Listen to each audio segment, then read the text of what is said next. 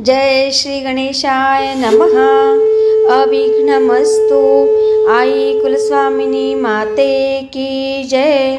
जय श्री गुरुदत्त श्री स्वामी समर्थ महाराज की जय। निशंक होई रे मना, निर्भय होई रे मना, प्रचंड स्वामी बळ पाठीशी, नित्य आहे रे मना, नित्य आहे रे मना। श्री स्वामी समर्थ महाराज। आजपासून श्रीपाद श्री वल्लभ चरित्रामृत याचे आपण पारायण सुरू करत आहोत। त्याचे मूळ ग्रंथरचयिता आहेत श्री शंकर भट। श्री श्रीपाद श्री वल्लभांचे त्या काळातले ते समकालीन। शंकर भट लिखित तेलुगू प्रत उपलब्ध करून दिलं ती श्री मल्लादी गोविंद दीक्षितुल्लू भीमावरम यांनी, आणि त्याचे मराठी अनुवाद केला आहे श्री हरिभाऊ जोशी निटूरकर, म्हणजे भाऊ महाराज। हे हैदराबादचे आहेत आणि आता सादर करत आहेत सोनलताई। श्री स्वामी समर्थ। नमस्कार। श्री स्वामी समर्थ। जय जय स्वामी समर्थ। अवधूत चिंतन श्री गुरुदेव दत्त। आपण ऐकत आहोत श्रीपाद श्री वल्लभ चरित्रामृत, अध्याय 7। श्रीपाद राजम शरणम प्रपद्ये। अध्याय 7। खगोल वर्णन। श्रीपाद श्री वल्लभ चरित्रामृताचा महिमा। पहाटे श्री तिरुमलदासांनी आपले आह्निक उरकून सांगण्यास सुरुवात केली। ते म्हणाले, अरे शंकर भटा, श्रीपाद वल्लभांचे दिव्य चरित्र अद्भुत, अतर्क्य व अपूर्व असे आहे। तुझ्यावर त्यांचा अपार स्नेह असल्या कारणाने त्यांचे दिव्य चरित्र लिखाण करण्याचे सद्भाग्य तुला लाभले आहे। असा हा दिव्य योग श्रींच्या संकल्पाने तुला लाभलेला आहे। श्रीपादाचे एकाच वेळी अनेक ठिकाणी प्रकट होणे। नरसावधानी मृत्युमुखातून बाहेर पडल्यावर त्यांच्यातील आकर्षण शक्ती क्षीण झाली। पूर्वी साधना करीत असताना ज्या मनुष्याचे ते ध्यान करीत तो कितीही दूर असला तरी आकर्षित होऊन त्यांच्याकडे येत असे, ती शक्तीसुद्धा आता क्षीण झाली होती। जे लोक पूर्वी त्यांना घाबरत होते ते आता त्यांना अजिबात घाबरेनासे झाले। पूर्वी वेळ पडल्यास हेच लोक त्यांचा आदर करीत आणि आता कधीकधी त्यांचा उपहास करून त्यांना दुखावीत सुद्धा। त्यांची आर्थिक स्थितीसुद्धा खालावत चालली होती। 2 वेळेच्या पोटभर जेवणाची सुद्धा काही वेळा भ्रांत पडत असे। अशा कष्टमय अवस्थेत ते आक्रोश करीत घराबाहेर पाले। त्यावेळी महाचार्य बापन्नाचार्यलू त्यांच्या नातवास कडेवर घेऊन आपल्या घराकडे जात होते। राजशर्माच्या घराकडून वळसा घेतल्यावर जो मार्ग येई तो थेट बापन्नाचार्यालूंच्या घराकडे जात असे। श्रीपाद लहानपणी आपल्या घरापेक्षा अधिक वेळ आपल्या आजोबांच्या घरीच राहत। श्री नरसिंहवर्मा व श्री व्यंकटप्पा श्रेष्ठी यांच्या घरीसुद्धा ते स्वेच्छेने जात। श्रीपादांशी बोलावे असे नरसावधानींच्या मनात आले। त्या गोंडस आणि लडीवाळ अशा दिव्य बालकास एकदा तरी कडेवर घेऊन त्याचे लाड करावे असे त्यांना वाटले। नरसावधानींची दृष्टी श्रीपादावर पडली। श्रीपादांनी नरसावधानींकडे पाहून मंद स्मित केले। ते स्मितहास्य अत्यंत मोहित करणारे होते। नरसावधानी भिक्षेसाठी श्रेष्ठींच्या घरी गेले। तेथे श्रीपाद श्रेष्ठींच्या मांडीवर खेळत असलेले ते दिसले. नरसावधानींकडे पाहून श्रीपाद मिस्किलपणे हसले. नरसावधानी भिक्षा घेऊन ते नरसिंह वर्माच्या घरी गेले. तेथे त्यांना श्रीपाद नरसिंह वर्मांच्या खांद्यावर खेळत असलेले दिसले. नरसावधानीकडे पाहून श्रीपाद पुन्हा मिस्किलपणे हसले. एकाच वेळी बालक श्रीपाद श्रेष्ठींच्या घरी, वर्मांच्या घरी व आजोबा बापण्णाचार्यलू यांच्या घरी होते. नरसावधानींना हे स्वप्न आहे की विष्णुमाया आहे हे कळतच नव्हते. गावातील लोक नरसावधानींचा छळ करू लागले. पादगया क्षेत्रातील स्वयंभू दत्ताची मूर्ती अदृश्य होण्यामागे नरसावधानींचा हात आहे अशी लोक निंदा करू लागले. या लोकनिंदेने पीडित होऊन नरसावधानी भ्रमिष्ठासारखे घरी परतले. त्यांना अशा स्थितीत पाहून त्यांची पत्नी अत्यंत दुःखी झाली. तिच्या मनातील वेदना प्रकट करण्यासाठी ती देवघरात गेली. तेव्हा तिने पाहिलेले दृश्य आश्चर्यकारक होते. त्यांच्या देवघरात श्रीपाद बसलेले होते. त्यांना पाहून त्या पतिपत्नीला अतिशय आनंद झाला. त्या उभयतांनी श्रीपादांना राजगिऱ्याच्या भाजीचे भोजन करण्याचा आग्रह केला, परंतु श्रीपादांनी जेवण्यास नकार दिला. काल, कर्म आणि कारण या तिन्हींचा एकाच वेळी संयोग झाल्यास असे अलभ्य योग जुळून येतात. विवेकवंत अशा योगांचे लाभ करून घेतात. त्या पतिपत्नीच्या विनंतीस होकार दिला, परंतु या जन्मीसाठी नसून तर पुढील जन्मीसाठी. पुढल्या जन्मी ते महाराष्ट्राच्या पुण्यभूमीत श्री नृसिंह सरस्वतींच्या अवतारात त्यांच्या घरी अवश्य भोजन घेतील असे त्यांनी वचन दिले होते. एखादे समयी सूर्य चंद्राच्या गतीत बदलणे साध्य होईल, परंतु प्रभूंच्या वचनाच्या विरुद्ध जाणे पंचभूतासहित कोणत्याही जीवास शक्य नसते. जग जरी हिंदोळले, युग जरी पालटले, तरी श्रीपादांच्या लीला नित्य, सत्य व नित्य नूतन आहेत. देवघरात बसून श्रीपाद प्रभूंनी नरसावधानी आणि त्यांच्या धर्मपत्नीस हितोपदेश केला. हा उपदेश दत्तभक्तांना अत्यंत उपयोगी असा आहे. नरसावधानी व श्रीपाद वल्लभांच्या मध्ये झालेला संवाद व श्रीपाद प्रभूंचा उपदेश. प्रश्न: तू कोण आहेस? देवता, यक्ष की मांत्रिक? उत्तर: मीच आहे. पंचभूतात्मक सृष्टीतील अणुरेणूमध्ये विद्यमान असलेली अदृश्य शक्ती ती मीच. पशु पक्ष्यांसहित समस्त प्राणीमात्रामध्ये मातृ व पितृ स्वरूपाने स्थित आहे तो मीच. सकल सृष्टीचा गुणस्वरूप पण मीच आहे. प्रश्न: तू श्री दत्त प्रभूंचा अवतार आहेस का? उत्तर: निसंशयाने मी दत्तच आहे. तुम्ही शरीरधारी असल्याने तुम्हाला माझी ओळख पटण्यासाठी मी शरीर धारण केले आहे. वास्तवात मी निराकार व निर्गुण आहे. प्रश्न: म्हणजे तुला आकार व गुण नाहीत एवढेच ना?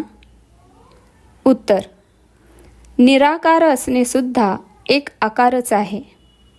तसेच निर्गुण असणे हा देखील एक गुणच आहे. साकार व निराकार, सगुण व निर्गुण यांचा आधार तो मीच आहे आणि त्याच्या पलीकडे आहे असे जाण.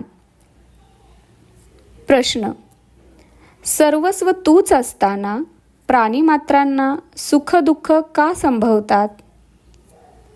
उत्तर: तुझ्यात असलेला तू जीव आहेस व तुझ्यात असलेला मी परमात्मा आहे. तुझ्यात कर्तृत्व भावना असेपर्यंत तू मी होऊ शकत नाही. जोपर्यंत तुझ्यात कर्तृत्व भावना असेल तोपर्यंत सुख दुःख पाप पुण्य अशा द्वंद्वातून तुझी सुटका होऊ शकत नाही. तुझ्यातला तू नष्ट होऊन तुझ्यातील मी उच्च दशेत असेन तेव्हा तू माझ्या निकट असशील. जसजसे तू माझ्या निकट येशील तसा तू सुख दुःख पाप पुण्य या द्वंद्वातून मुक्त होशील.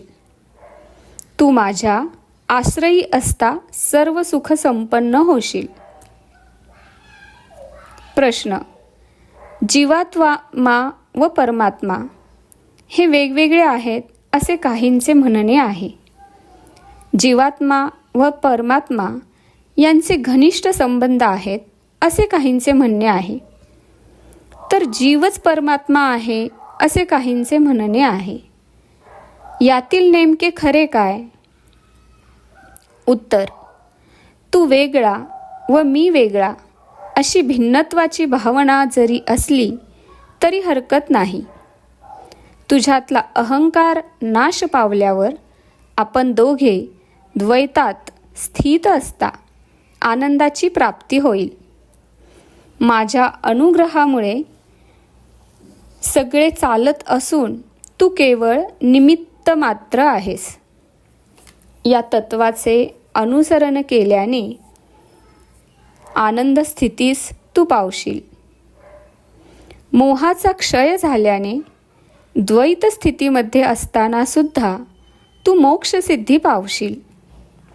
तुझ्यात आणि माझ्यात अत्यंत सामिप्य असताना मी तुझ्याद्वारे स्वतःस व्यक्त करतो.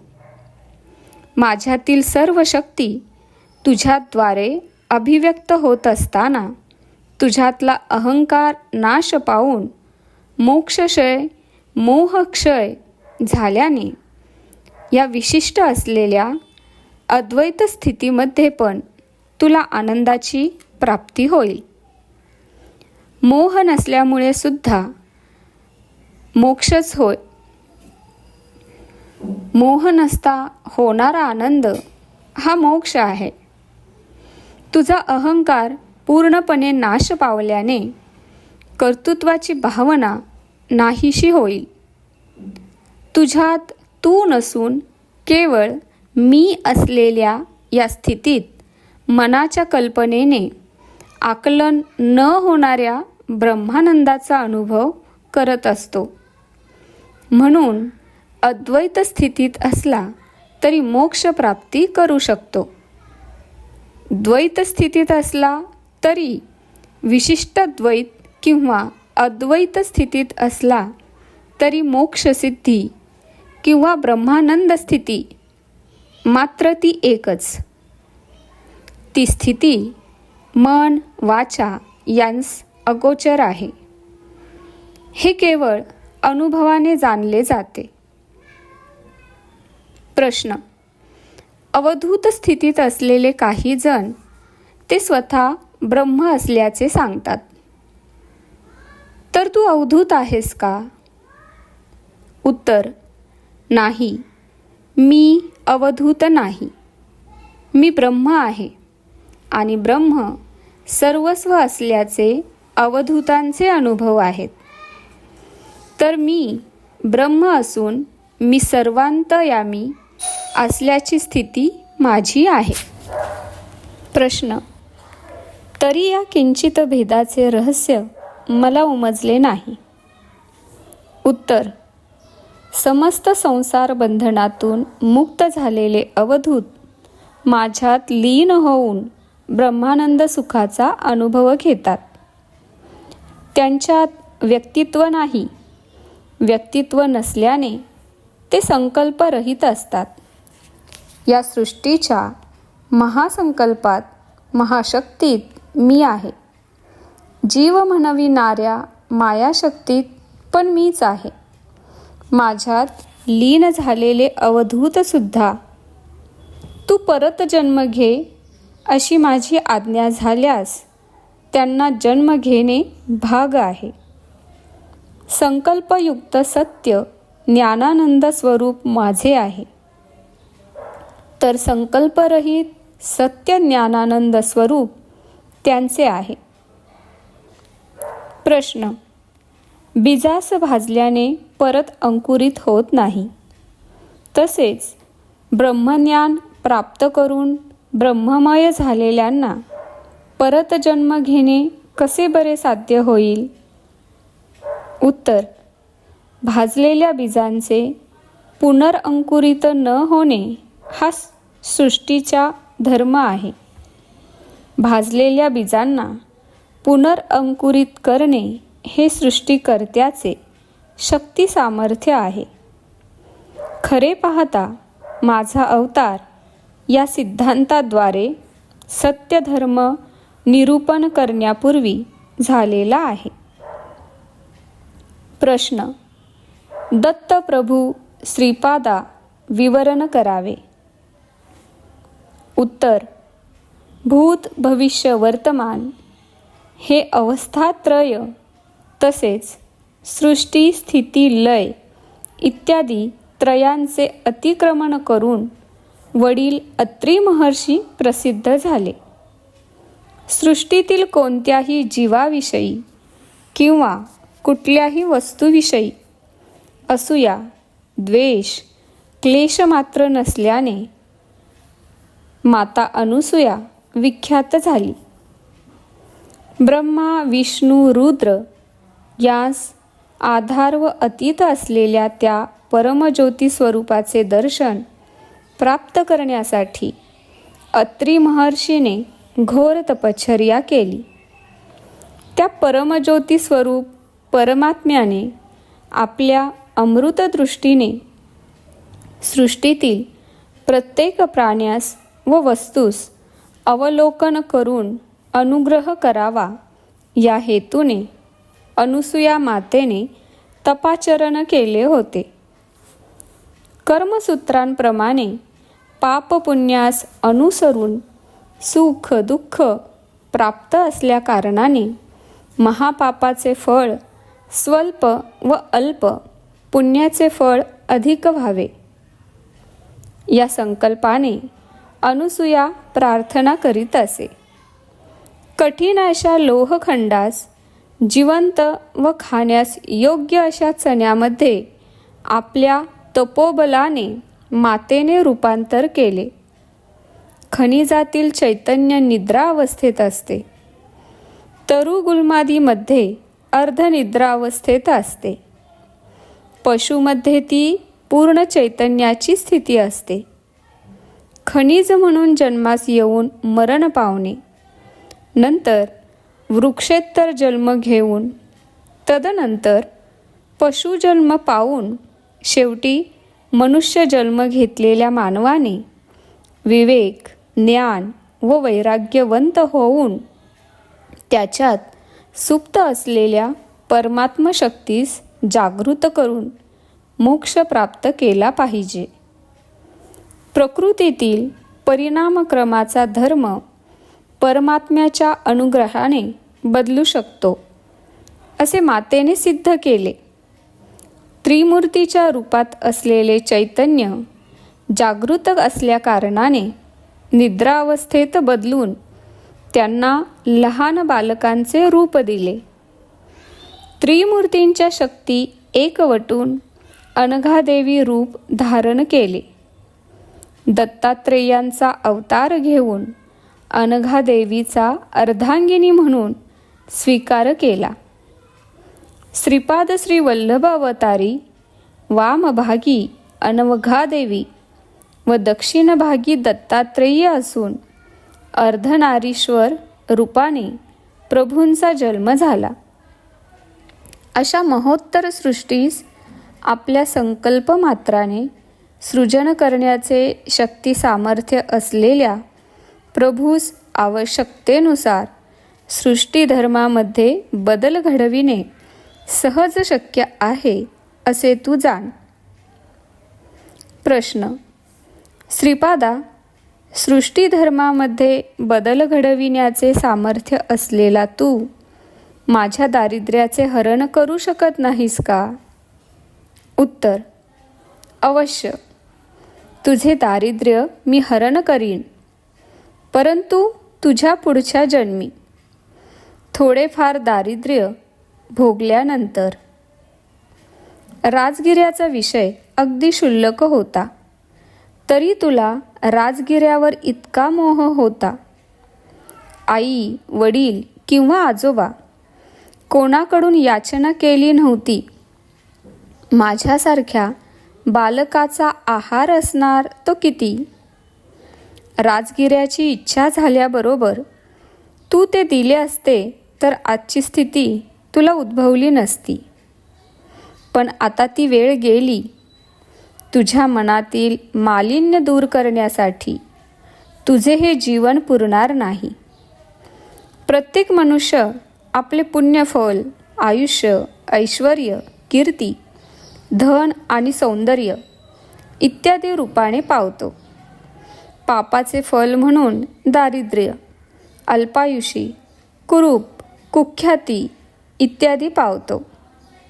तुझ्या पुण्याचा अधिक भाग काढून तुला आयुष्य दिले, जेणेकरून तुझे पुण्य खर्च झाले.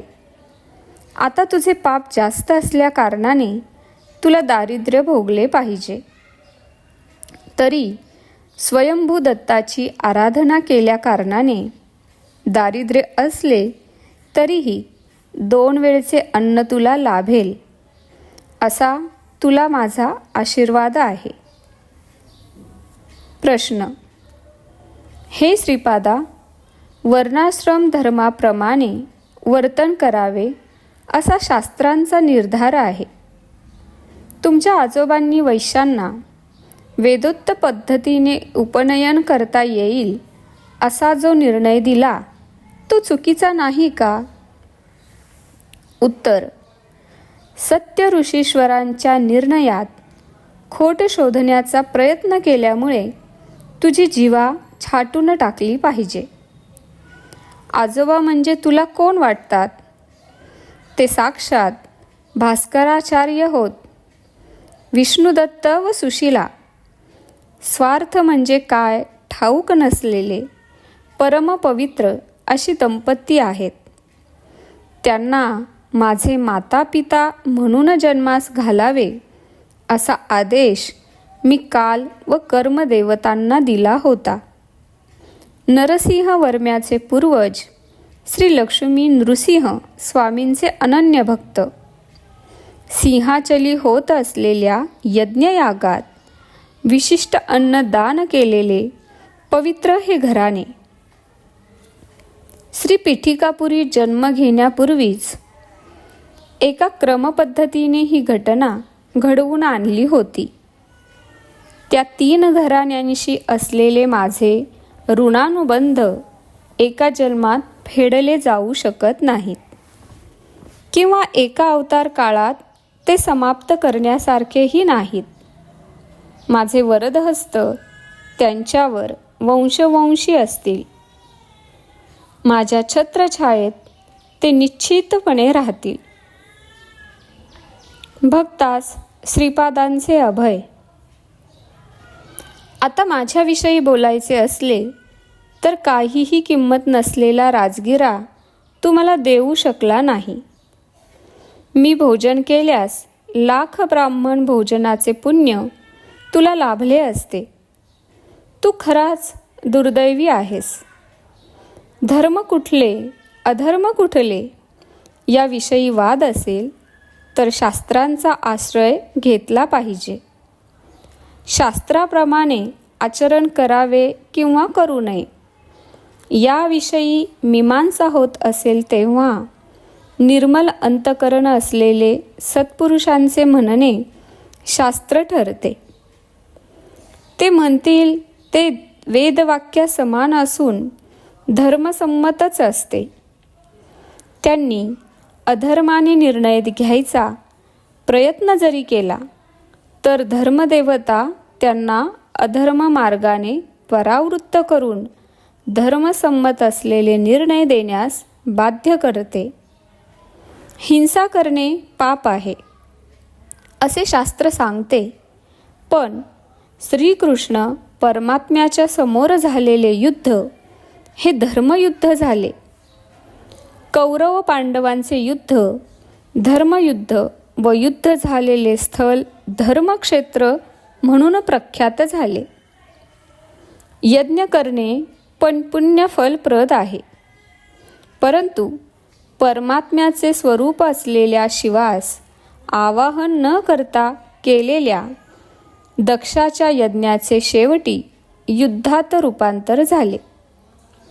दक्षाचे शिर धडा वेगळे झाले. नंतर त्याला अजाचे शिर लावण्यात आले. रोग्यास पित्त प्रकोप झाल्यास वैद्य लिंबू, आवळा इत्यादींनी उपचार करतो. शरीराचा जर एखादा भाग नासल्यास तो भाग शस्त्राने छेदून रोगाचे निदान करतो. मी पण तसाच आहे.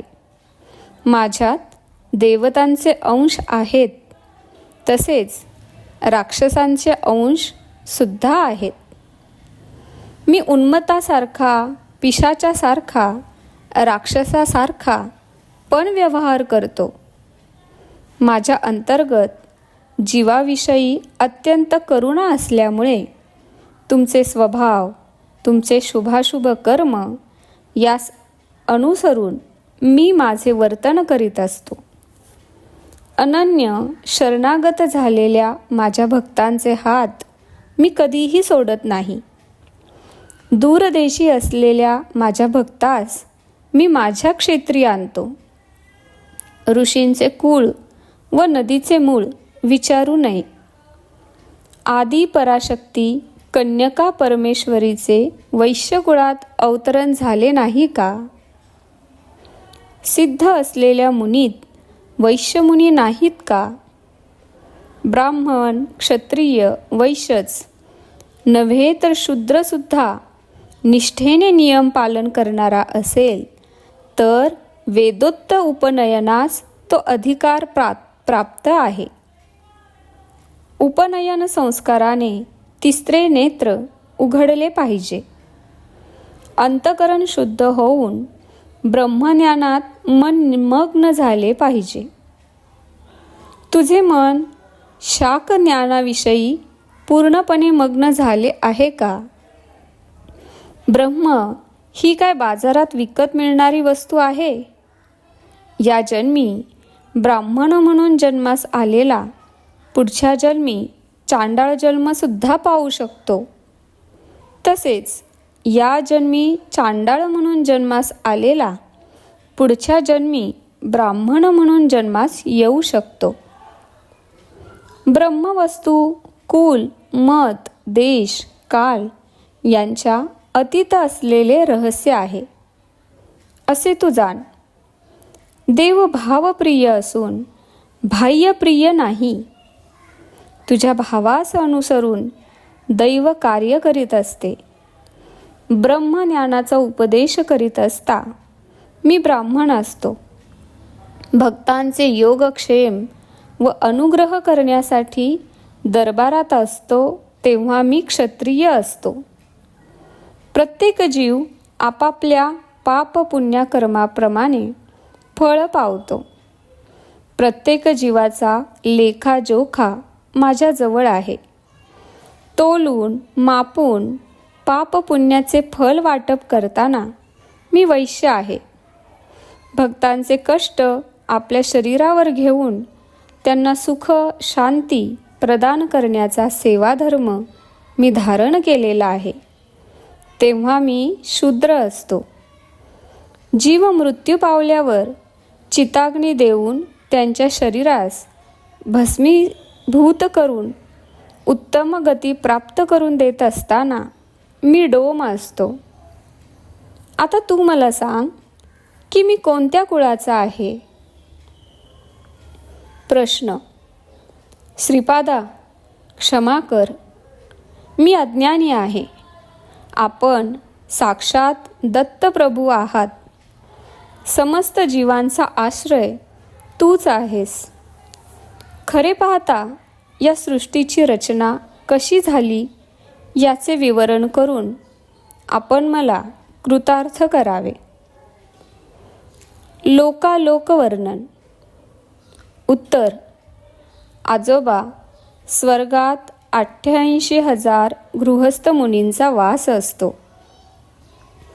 पुनरावृत्ती होणे त्यांचा धर्म असून धर्म प्रचारासाठी बीजरूपाने ते विद्यमान असतात. परमात्म्याच्या अनिर्वचनीय अशा शक्तीच्या एका स्वल्प अशा अंशाने जगतसृष्टी रचण्यासाठी ब्रह्मदेवाची उत्पत्ती झाली. परमात्म्यापासून क्रमाने सर्वव्यापी असे जल निर्माण झाले. परमात्म्याच्या तेजाने त्या जलात कोट्यावधी सुवर्णकांतीयुक्त अंड उत्पन्न झाले. त्या अंडात एक अंड आपण निवास करीत असलेले ब्रह्मांड. त्यातील आतले भाग अंधकारमय असून तेथे परमात्म्याचे तेज मूर्तिमान झाल्याने अनिरुद्ध हे नाव विख्यात झाले. त्या अंड्यातील अंधकार परमात्म्याने आपल्या तेजाने नाहीसा केला.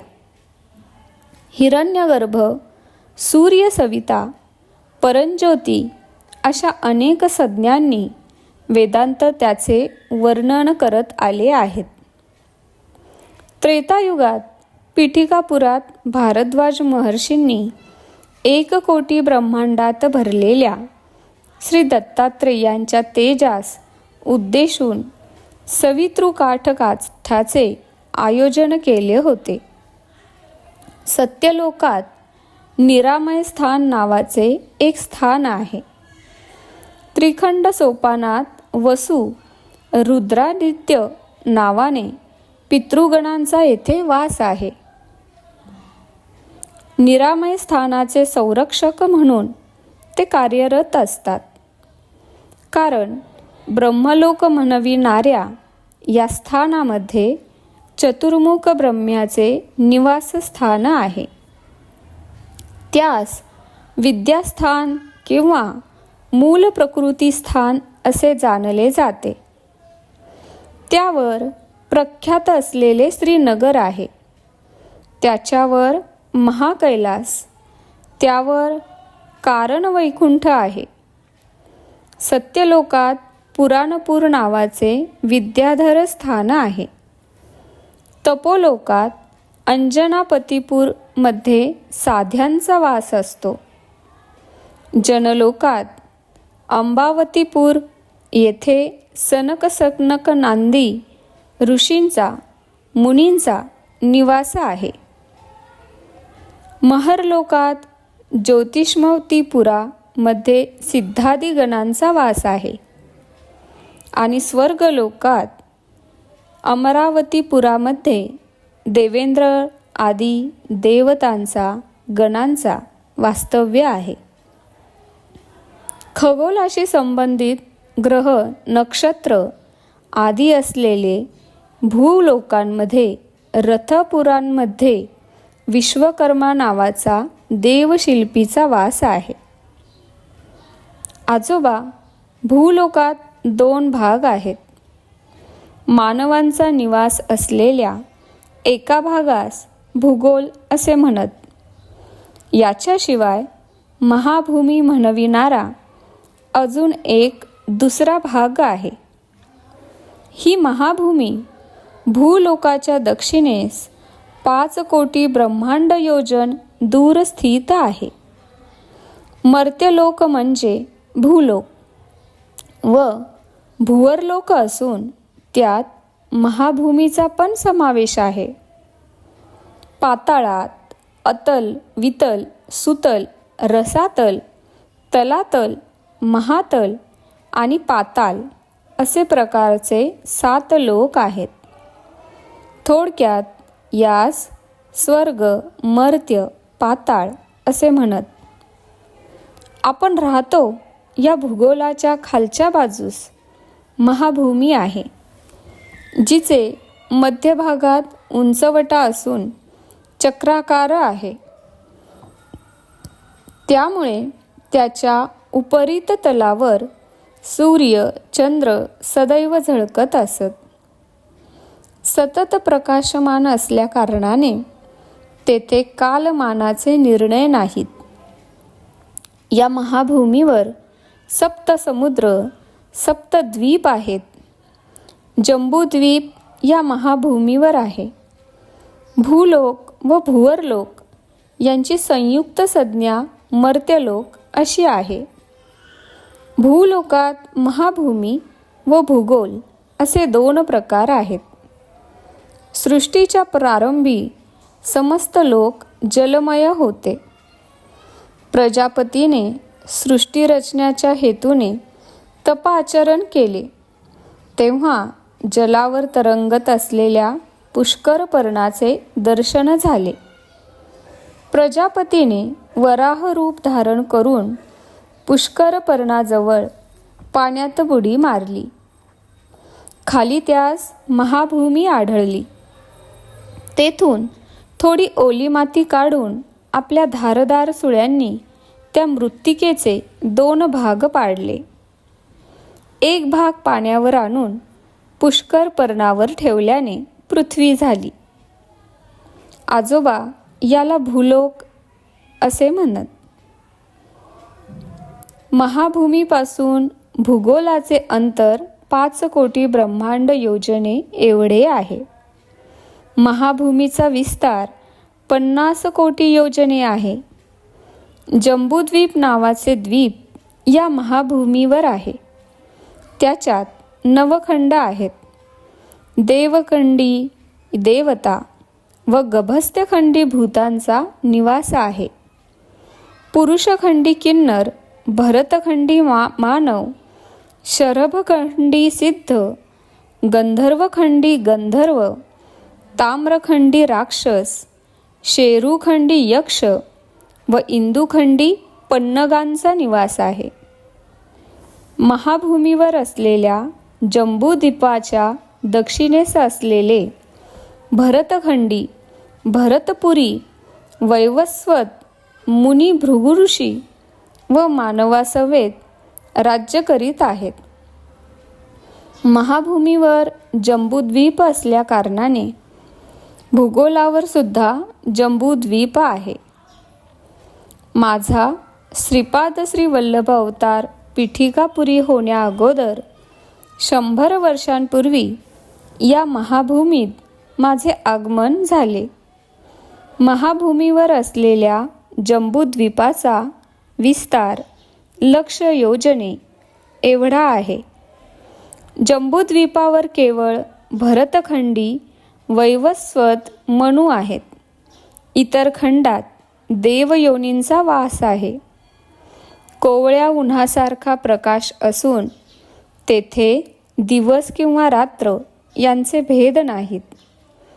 लवण समुद्राचे 1,00,000 योजने, प्लक्षद्वीपाचे 2,00,000 योजने, इक्षुरस समुद्राचे 2,00,000 योजने, कुशद्वीपाचे 4,00,000 योजने, सुरा समुद्राचे 4,00,000 योजने, क्रौंच द्वीपाचे 8,00,000 योजने, सर्पी समुद्राचे 8,00,000 योजने, शाकद्वीपाचे 16,00,000 योजने, दधी समुद्राचे 16,00,000 योजने, शल्मली द्वीपाचे 32,00,000 योजने, क्षीरसमुद्राचे 32,00,000 योजने, पुष्कर द्वीपाचे 64,00,000 योजने, शुद्ध जल समुद्राचे 64,00,000 योजने, चलाचल पर्वताचे 128,00,000 योजने, चक्रावळी पर्वताचे 256,00,000 योजने, लोकालोक पर्वताचे 512,00,000 योजने, तपोभूमीचे 1,250,00,000 योजने असा हा मोठा विस्तार आहे.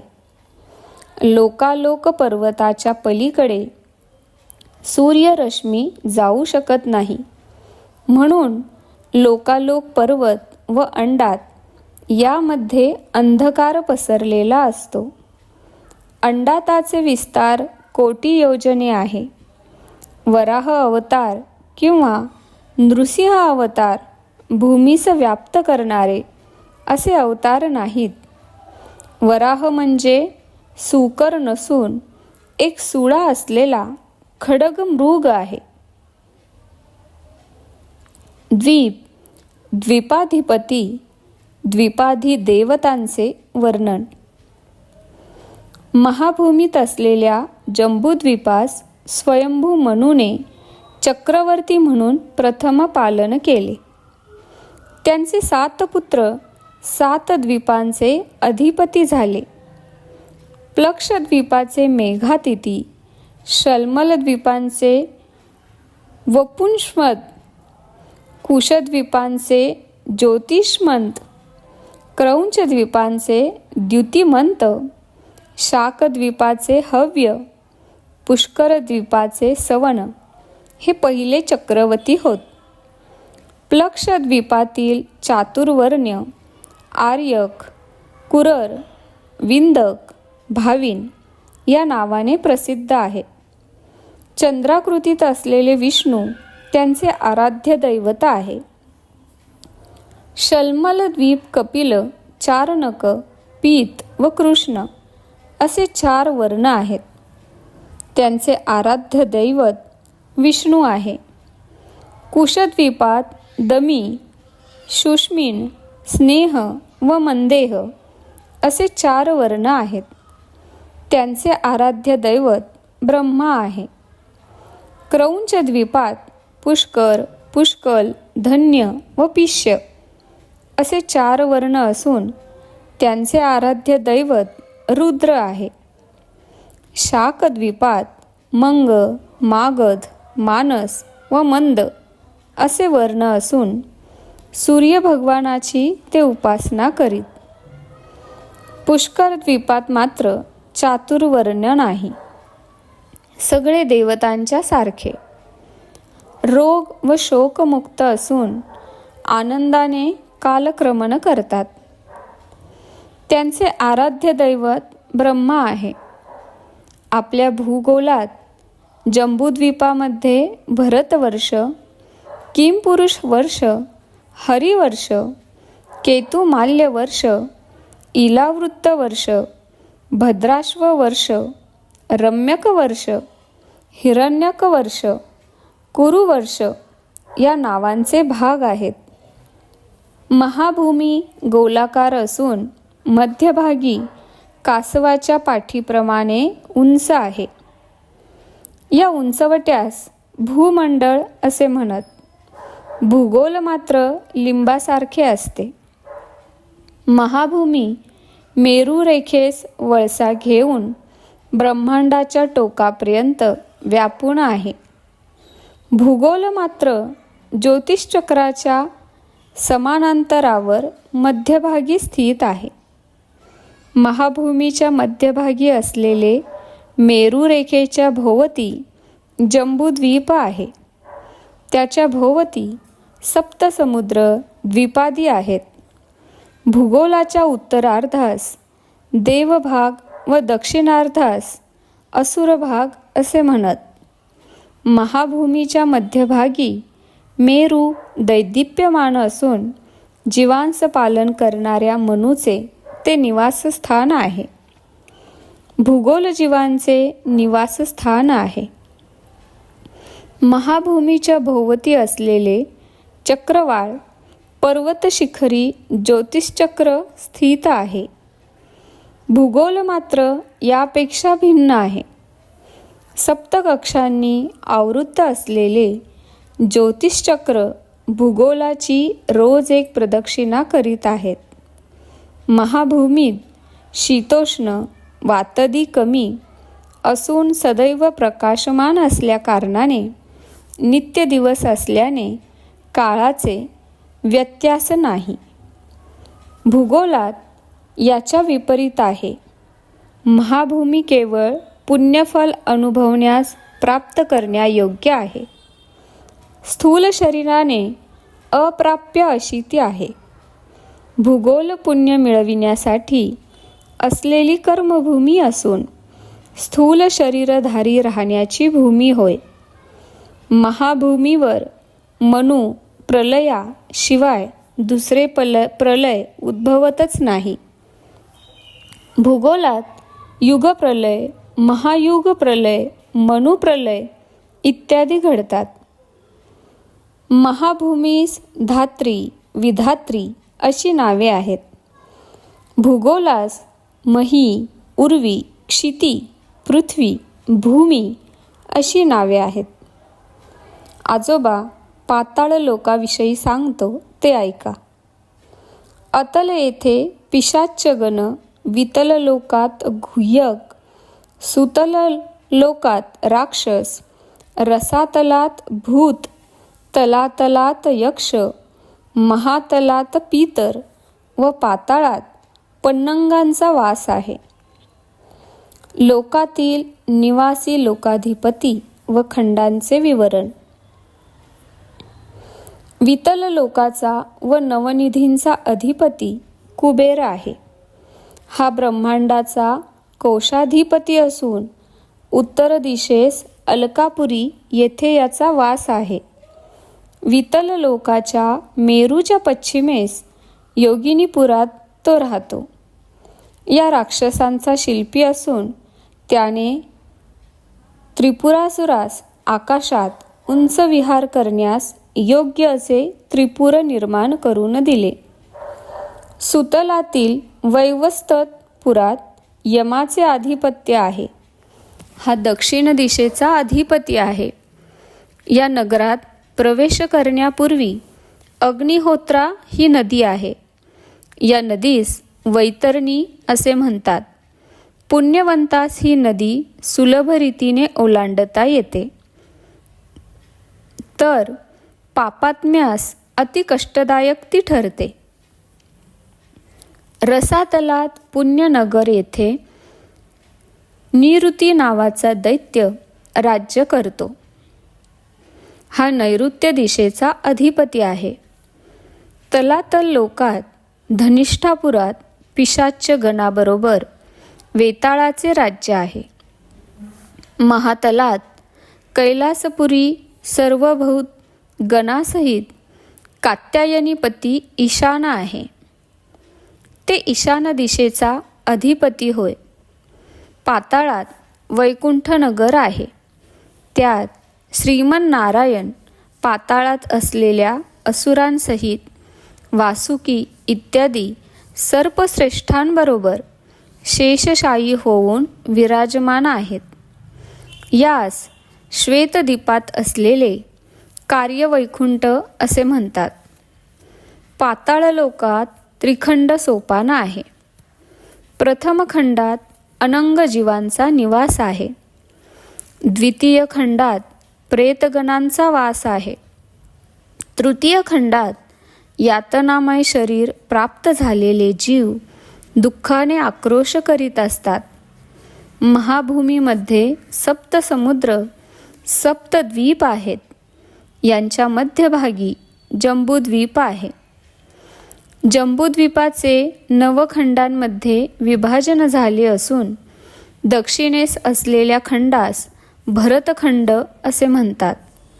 भरतखंडात भरतपूर येथे स्वयंभू मनु राहत असे. अनेक पुण्यजीव, ऋषी इत्यादी स्वयंभू मनुच्या राज्यात वास करीत. ते लोकांचे तसेच धर्माचे पालन करीत. महाभूमीवर सप्तद्वीपाभोवती चराचर, चक्रवाळ, लोकालोक असे पर्वत स्वर्गलोकापर्यंत व्यापून आहेत. हे कांतिकिरणास आपल्यामधून कधीच प्रसारित होऊ देत नाहीत. महाभूमीच्या खाली 7 अधोलोक आहेत. यास सप्तपाताळ असे म्हणत. अतल लोकात पिशाच्चांचा निवास आहे. वितल लोकात अलकापुरीत कुबेर असतो व योगिनीपुरात राक्षसांसमवेत असतो. सुतल लोकात राजा बळी आपल्या परिवारासह असतो. वैवस्वतपूर यमाचे निवासस्थान असून येथील नरकात पापी जीव यातना भोगतात.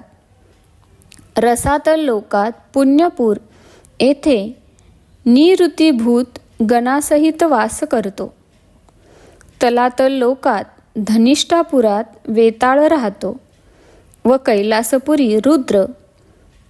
महातल लोकात पितृदेवांचा वास आहे. पाताळात श्वेतद्वीप वैकुंठ आहे. यात नारायणाचे निवास आहे. मेरूस लागून अधोभागी अनंगजीव, प्रेतगण व यातनादेह असतात. निरालंब सूच्यग्रह स्थानात महापातकी असत. भोजनांती रौरवे अपुण्यनिलये पद्मार्बुद निवासीनाम अर्थीनाम उदकम दत्तमक्षय युमुष्ठिपती. म्हणून उत्तर पोषणात उदक यास प्रदान करीत असतो. लोकाचे नाव, त्याचे विस्तीर्ण विवरण. भूलोकात असलेले भूगोल व महाभूमी भिन्न आहेत. यांचे स्पष्टपणे समजून घे. भूगोल बिंदूच्या वर ऊर्ध्व ध्रुव स्थानापर्यंतच्या प्रदेशात मेरुरेखेस प्रकाशमान करणारे सूर्यलोक होय. हे सूर्यदेवतेचे लोक असून सूर्यग्रह मंडल नव्हे. याचप्रमाणे चंद्रलोक, अंगारक लोक, बुधलोक, गुरुलोक, शुक्रलोक, शनैश्वर लोक, राश्यादी देवता लोक, नक्षत्र देवता लोक, सप्तऋषी लोक, ऊर्ध्व ध्रुव लोक असे आहेत. याशिवाय आणखी अवांतर लोकसुद्धा आहेत. भूमध्य बिंदूपासून सूर्यलोक लक्ष ब्रह्मांड योजने आहे. हे सूर्यग्रहाचे अधिपती असलेले सूर्यदेवतेचे स्थान आहे. भूमध्य बिंदूपासून चंद्रलोक 2 लक्ष ब्रह्मांड योजने, अंगारक लोक 3 लक्ष ब्रह्मांड योजने, बुधलोक 5 लक्ष ब्रह्मांड योजने, गुरुलोक 7 लक्ष ब्रह्मांड योजने, शुक्रलोक 9 लक्ष ब्रह्मांड योजने, शनैश्वर लोक 11 लक्ष ब्रह्मांड योजने, राश्यादी देवता लोक 12 लक्ष ब्रह्मांड योजने, नक्षत्रादी देवता 13 लक्ष ब्रह्मांड योजने, सप्तऋषी लोक 14 लक्ष ब्रह्मांड योजने, ध्रुव लोक 15 लक्ष ब्रह्मांड योजने आहे. याप्रमाणे भूमध्य बिंदूपासून विविध अंतरावर स्वर्गलोक, महरलोक, जनलोक, तपोलोक, सत्यलोक आहेत. भूमध्य बिंदूपासून ब्रह्मांडास भोवती भिंतीसारखे म्हणजे अंडांतापर्यंत 24,50,00,000 ब्रह्मांड योजनांचे अंतर आहे. भूमध्य बिंदूपासून अंडांताच्या बाहेरपर्यंत 25,50,00,000 ब्रह्मांड योजनांचे अंतर आहे. भूलोक, भुवरलोक व स्वर्गलोक प्रलयकाळी नाश पावतात. स्वर्गलोकावरील महरलोक थोडेफार नाश पावून थोडे स्थिर राहतात. त्यावर असलेले जन, तप व सत्यलोक ब्रह्माच्या आयुष्याच्या अंती नाश पावतात. स्वर्ग म्हणजे स्वर्गलोक, महलोक, जनलोक, तपोलोक, सत्यलोक व अंडांतापर्यंतचा प्रदेश. दत्त म्हणजे कोण? उत्तर: आजोबा, दत्त तत्व तुला अनुभवायचे असेल तर लक्ष वेळा जन्म घेतला पाहिजे. कोट्यानुकोटी ब्रह्मांडास व्याप्त करून त्याचे अतिक्रमण करून असलेले एकमेव तेजो महाराशी म्हणजे दत्त असे समज. हे दत्तप्रभूच तुझ्यासमोर असलेले श्रीपाद श्री वल्लभ आहेत असे जाण. श्रीचरणांनी केलेला हितोपदेश ऐकून नरसावधानी व त्यांची पत्नी चकित झाले. 1 वर्षाच्या बालकाने साधिकाराने एवढे महत्त्वपूर्ण व गहन असे विषय सांगणे व स्वतः दत्त असल्याचे निरूपण ऐकल्यावर नरसावधानी व त्यांच्या पत्नीस राहावले नाही. ते ढसाढसा रडू लागले. त्या दिव्य शिशूचे श्रीचरण स्पर्श करावे अशी इच्छा त्यांनी व्यक्त केली. त्यास श्रीपादांनी नकार दिला. नरसावधानी व त्यांची पत्नी जागच्या जागी खिळून राहिले. श्रीपाद पुढे म्हणाले, मी दत्त आहे. कोट्यानुकोटी ब्रह्मांडात व्याप्त असलेले एकमेव तत्व मीच आहे. दिग हेच वस्त्र म्हणून दिगंबर आहे. जे कोणी त्रिकरण शुद्धीने दत्त दिगंबरा, श्रीपाद वल्लभ दिगंबरा, नरसिंह सरस्वती दिगंबरा असे म्हणून भजन कीर्तन करतात, तेथे मी सूक्ष्म रूपाने सदैव असतो.